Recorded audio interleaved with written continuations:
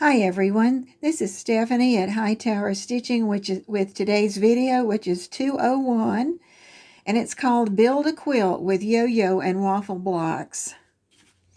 I'll do my quick commercial in here also. There are some addresses for the internet. The first one is the YouTube if you want to get to all of my videos together. And the other one is to visit my little store on Etsy, Hightower Stitching on Etsy. It's so funny because I've been waiting for an idea to come to me. And I waited and waited. And all of a sudden, last week, when I woke up, I had this idea. And it had to do with the yo-yos and what I call a waffle block. And so today what I want to do is I'm going to go through doing the waffle block. I'm going to go through doing the yo-yo block with including some stitching of yo-yos and then how to join them to make the piece that we're going to do. And I'm going to show you that in just a second. And I'll have time codes. So if you're already familiar with yo-yos, you can probably skip that part. So here we go. I've started on my quilt and I've got it and I'm working it as a box, a block, and I've got it 1, 2, 3, 4, 5 by 5 blocks so far. And I tell you, when you walk up on it and look at it, it just makes you smile. There's something really funny about it. And I always talk about my daughter, and she's sort of one of my critics. And so I said, well, I've got something I want you to see. And I just watched her. She didn't say anything. She just walked up and looked at it and grinned. So if you want an entertainment, this is really another way to use the yo-yos if you haven't done it.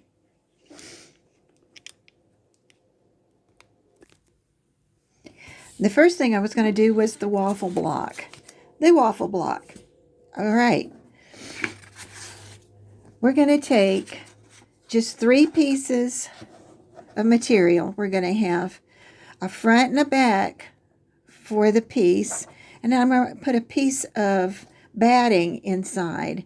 And then once you get them like that, you're going to put the 2 colors face to face. We're going to do that turnout kind of idea. Put those really neatly together and then have a neatly cut batting, because that's going to make your job so much easier. And you're going to have it laid out. Might even hit the press with it just once just to get it to lay even better. And one thing I found out is this is a great one to do in sets. Once you decide that you like the idea, then you make some sets. I'd like 6 maybe. I wouldn't go to 20 right away. I just do about 6 and then go to your, all right, we've got this put together and you've got your 2 colors facing each other with the batting on it. And to be able to see exactly what I wanted to do, I would have liked to have run my sewing machine with the batting turned this way, but I ended up turning it this way. And so after you've got them, and those are 6.5-inch squares, and 6.5 works out great with the size yo-yo I'm going to show you in a minute. All right, so then what you want to do is I've got it stitched, and when I stitched, you'll notice I left a nice bright red mark for you over here, because we're going to turn this right side out. So give yourself enough room. I got a little fat hand, so I left myself enough room to get in there. Use however much that you need. And before you turn it out, go ahead and cut off the corners. And I even sort of go around the edge a little bit because I want to have a nice little corner. But you're going to have to be real careful. You just can't go whack, whack. Okay? And I've got 2 more to do. And if you'll notice, my seam is a slender 1/4 or a slight 1/4. And that's going to make a difference because you want to be able to match up your yo-yos to your block. And your yo-yos, the way that the size that I show you, is going to be just perfect to go up against that, what's left of that 6.5-inch material you started with. So come over here, and what I found is the easiest way. Oh, one thing I found was a nice way too, because I'm not going to stitch these closed right here. That's not going to be one step. And I'm going to take and trim some of only the batting off where that opening is, to take some of the bulk out. That helped me a lot.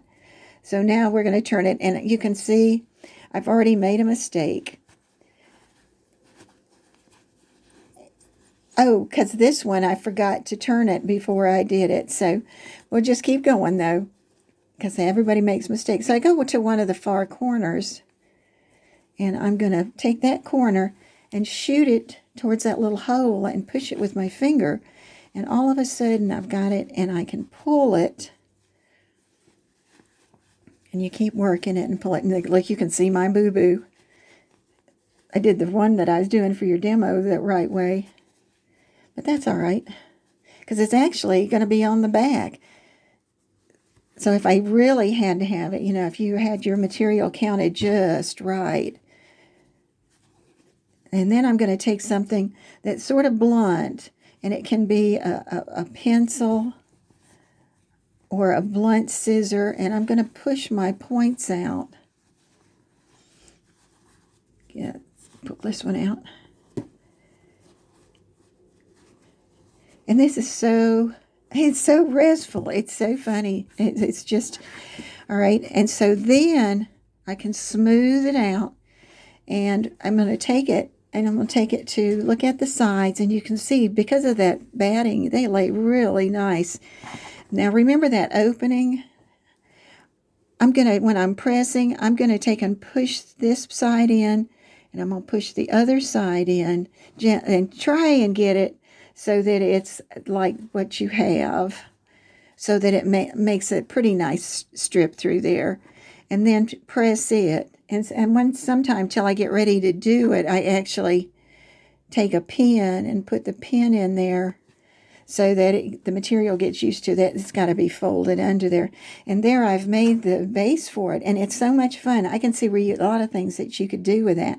So we've sewn it, left an opening, we turned it, and pulled out the corners, and then it's ready to press. All right, next part is to do some marking. And you can see how you can get carried away with it. I got a whole stack of them that are going to need to be sewed, because that's what I felt like doing. So on this material, I used chalk.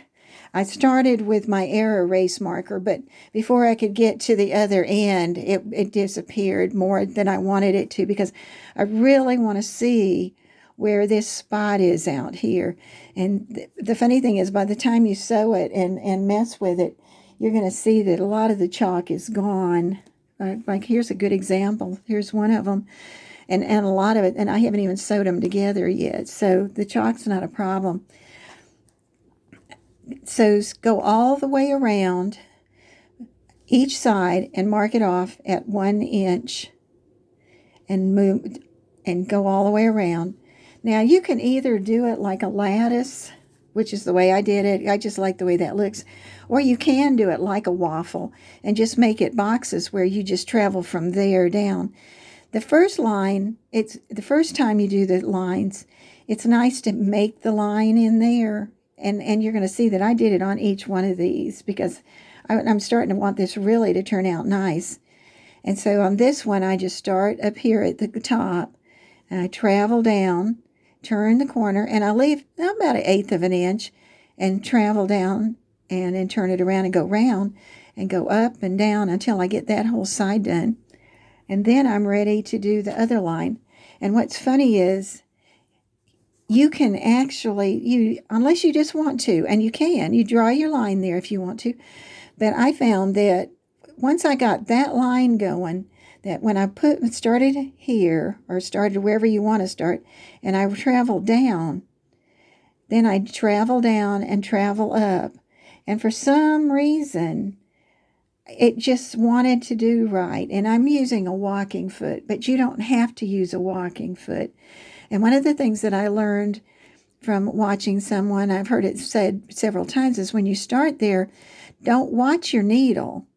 Watch where you want to go. And so generally what I do is when I get it started, well, especially on these longer ones, so look where you're going to start there. Well, I put my finger where I want to go to. And that's what I watch, is where my finger is and not my needle. It's real neat how it works. But even when I get to the long one, sometimes I'll go ahead and draw that chalk line, because that doesn't take but a minute. Okay? So you're going to do that this way, and then you're going to do it the other way. And you're going to end up with a ta-da. Or if you're lucky, you'll end up with 2 ta-das when you get done. And then the next one and the next one. And they're either side. It doesn't matter. Especially unless you do like I did with that second one. So those are going to be ready. All right. Now we're going to the part 2, which is the construction of the yo-yo block. And it's got 9 flowers that go with it, and that fits perfectly against that green or whatever color your waffle block is. So let's move those out of the way. The circles that I cut out of my material are 4.5 inches across the diameter. And you can't cut them all at once. You get so bored. But I just started and look at my piles, and I started with the greens, and I said, okay, I'm going to do a few greens. Then I did a few yellows and oranges. Then I did a few of the grays and a few of the reds, and like that, so that I'm already making a pile of different colors, so I can start putting my 9 yo-yos together at any time if I've done it that way, that I've already got and I just throw them into the little box, and I'll pull them out and lay them out and look at the way that I do them, that I like the color combinations that I've got going there. So, okay, he's gone. All right. Here's the short and sweet of the yo-yo. I've got a long piece of thread. I've doubled this thread, and I've tied it out in the end. And sometimes I hook a piece of batting on the end of it down there. But right now we'll just go ahead and go. And I've got a sharp needle. And it can be just one you're comfortable with. And you're not going to, unless it's a longer needle, you're not going to do a lot of stitches. But I suggest about 1/4 of an inch. This is one time I don't say, make your stitches little and neat. This time I'm just saying, make them about 1/4 of an inch. And there I was able to load several on this particular needle. And it's nice and smooth, and I pull it. Now, if you start getting thread that's knotting up or something, you can change to a different thread, because sometimes that's from age, and sometimes age is not. And if you'll look, my left hand is turning it under as I go, almost 2 stitches at a time, and I pull it up. And this is a great one. I was sitting there watching a great movie on TV last night, and I just got into the yo-yos because I had cut some new colors. That's the other thing to keep you. If you start seeing that your colors in your box are getting dull and need something, then you go start cutting some more. All right, and see, I'm going. Now this one, I happen to be working on the inside of the circle. Some people can find it easier to turn it out, the wrong side out, and that makes it easier for them to turn either way. And sometimes I do it half one way and half the other. And I'm going to scoot over.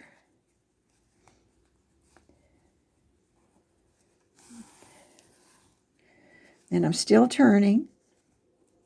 And I'm almost back to my knot. And sometimes, like I said, I put a knot. I put a piece of batting, hook it on my knot, run it through there. I'm all the way back to the end. I'm going to pull my knot up so I have some thread. Just gently pull it and work it, and you can get some. Sometimes I can hook my hand on the back with a piece of the tail there and not worry about it. I got to turn this little guy back around. It takes no time. Okay, and now you don't want to be real heavy-handed with this, because if you do, you'll break your string and you'll have to do it over again, and that sort of takes the fun out of it. And then gently pull it again. And it's not going to close up totally. If you look at these, you can see that there's the opening in the middle. So you don't want to make it doesn't have to be like that. And so when I get it where I've got it sort of round now, I've got both ends, and you finally figure out the way you want to do it. Then I take and I start to get ready to knot. And I gently start the first knot and I pull it. And when I pull, I've got it already so close to what it needs to be, just that nice round circle. Then I come around and I knot it again. I'm a 3-knotter. I'm not going to let this come apart after all of that. Okay, and then I just take and hold it up. Take a pair of scissors, not as big as this usually. I watch where my knot is, and I clip it. And you done 3, so it's going to be really great. And then you can straighten it out, throw it in a box till you get ready to use it. And so that's your basic yo-yo. And this is done rather than with one of the clovers, because the clover machine things, plastics, because I wanted it to be 4.5 inches so that it would fit with my block. Okay, so I've got that. Then the next step is to start looking at what I want to do to put them together. All right, so I laid this out, and I watch for lights and darks. I watch for different colors, and it's really nice. You can have a lot of fun with it. I think that's what makes you smile when you get done. Well, now I'm going to do the rose, and I'll do one example of that so you can see. And I take my double thread, and I've got it knotted. And the knot's mostly so that you have something to grab hold of. And I'm just going to start with these 2 because that's where I tend to go that way. And I think, okay, the pink's the one that the other one goes to. So I fold them face to face so that hole is face to face. All right. And I'm going to take, and I'm not going to take a huge chunk, but I'm going to take enough that it wouldn't accidentally tear the threads on the fabric. And I'm going to run it through both of them. Now here's where I really like to hang on to the tail with my fingers, and I just hook that back there so that I've got stuff, because we're going to knot with that too. So if you need to at first make a long one there, do it till you get used to how much it takes. And then here again, I run this through 3 times. Like I said, I've worked with some, and even some of the old ones, and I'm just amazed how they stay together. And I thought, that's the way I want mine to be. So I've gone around 3 times. I'm going to do triple knots, redundant. Here we go. And 2 probably would do it on this part because you've already got it hooked together so good. And that's a personal preference, like even using 1 thread if you want to. Then what I do is I take, and the tail that had the knot on it, and my scissor, and I hold it. I look at where the knot is, and I cut it, but I don't cut it too close. And I open it, and it's laying flat. And then what I generally do is I'll knot the one with the needle on it, and then I'll just run it in the next yo-yo, into the yo-yo where I'm working. And that's nice and neat. And I can cut it off, and I've got those 2 put together. And I go through, and I put that row together, and then I put that row together, and sometimes I'll go ahead and put them together, or I'll go on and do the 3rd row, and then I start putting them together. But you do it the same way with that little wraparound stitch right there.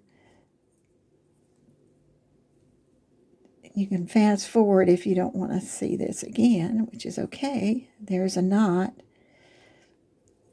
I love videos. Now I'm going to put those two together, and I already found out I was supposed to put my dark and my light together. And that's sort of opposite the other one. You want to, so they'll be in a row. I forgot to tell you that. You're going to take and put it in the middle on this side. Slide it in. I'm going to leave some tail there for my fingers to hold. I'm going to do 3 around. 1, 2, 3. You're going to see this over and over again.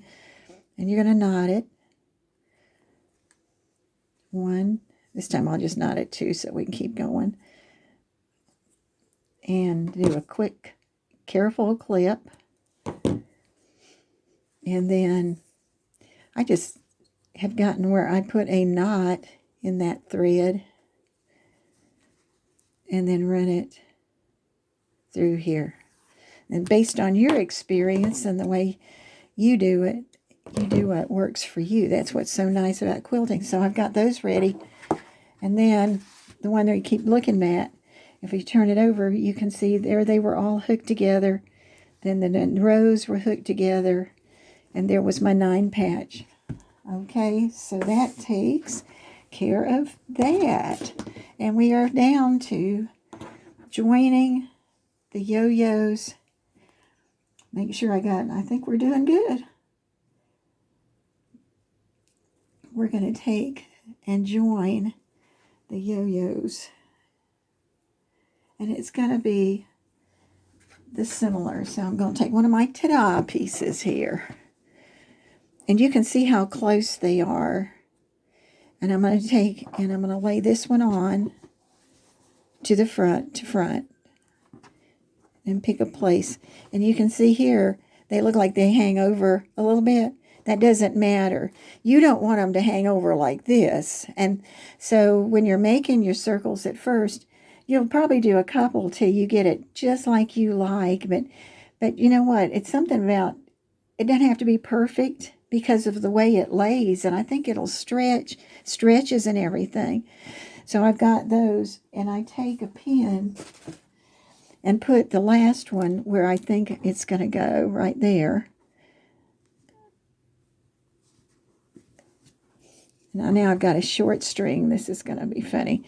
And I start over here. I'm right-handed, and I go in. This is what's so nice about having that little ridge in there. Take and go across there with the needle and come up where the middle of your yo-yo is on the edge for that side. And gently pull it, and that knot will disappear. I think I double knotted it. If I had single knotted it, it just would have gone easy. But you can actually get them to go. All right. Then I'm going to do this one. And I worked at most of the time catching the front. The very front of the green. And I did 3 because this is going to be the part that's going to have the pressure and the pulling when the quilt's done. All right. So I've got that one done, and I run my needle underneath those threads a little bit. And this time I'm not going to knot. I'm not going to have to knot. I try to use a piece of thread that'll go all the way across. This is the one time, but I've got a little one, but we're going to go anyway. And so I'm going to peek under there, and I'm going to find where that green top is. And look at that. That thing just slides right in there. I'm not where I want to go yet. I want to go over here to that green. So I'm going to come and slide. I was using a bigger needle, and it went really quick over there. And I get right there. All right. Now I want to do my 3 wraps again. And if you catch the back, that's fine. All right, now this one, I know I'm not going to make it over there and be able to knot off like I want to. So I'm going to take and do the same thing. I'm going to go through those stitches one time or 2, however you want. I'm going to put a knot in my thread, and I'm going to run it, peek under there, and I'm going to run it through that green till I get right there. And then I'm going to gently pull on it till I hear my knot. And you sort of have, there it went. All right, and that one's ready to cut off, but you can tell that we did not do the last one yet. And so what you would do is take and thread up, and then just come over here somewhere close to it and run that thread under, and it's got one little knot in it. And you hear that little knot sound. Then wrap this 3 times, pull your needle back up, and then run put one knot in your thread, and then run it over here towards the end. All right, and then that's going to turn it. And when you turn it over, it's just going to be like a miracle almost. It's just funny, but it just lays so good. So then you can start putting it together. We'll go back and look at my 5x5 that I've got done. 1, 2, 3, 4, 5. Yep, it's still 5x5. Nothing happened. And you can see that they laid all different ways, but they lay them. Oops, sorry. When you lay them on the floor, they just lay and they look so cute. This is Stephanie at Hightower Stitching. That was building a quilt with Yo-yo and Waffle Blocks. It's video 201. I hope you enjoyed that. Come to visit again. Go ahead and hit like, subscribe, and like. Subscribing didn't cost anything. Thank you.